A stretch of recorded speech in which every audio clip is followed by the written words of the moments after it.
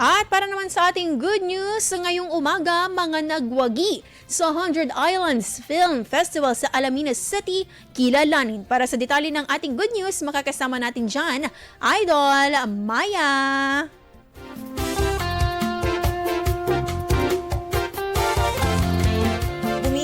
Ang mga kabataan sa syudad ng Alaminos matapos nilang ipakita ang galing sa paggawa ng pelikula sa katatapos lamang na 5th 100 Islands Film Festival 2025.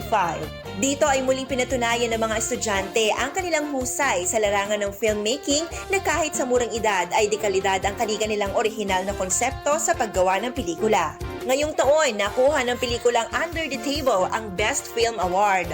Pumangalawa naman dito ang Cash to Heaven at sinundan sa third place film ng Hataw. Wagi rin bilang Best Poster, Best Production Design, Best Editing at Best Sound ang film na Hataw, samantalang Tourism Choice naman ang sa Cash in Heaven. Ang Best Film na Under the Table ay nag-uwi rin ng minor awards na Best Musical Score, Best Screenplay at nagmula rin dito ang tinanghal na Best Actor na si CJ Cerezo Jr. Sina Brandon Josh Domingo at Giancarlo Ducusin naman ng Under the Table ang itinanghal na Best Director.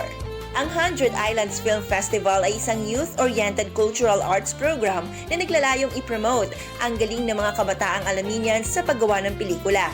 Ito ay sinimulan ng Layag Productions ng Alaminos City National High School sa tulong ng Alaminos City Tourism Office at ng Alaminos City Local Government Unit. Yan ang ating good news. Ako po si Idol Maya, Tatak IFM.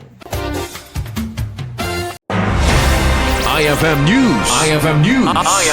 IFM News.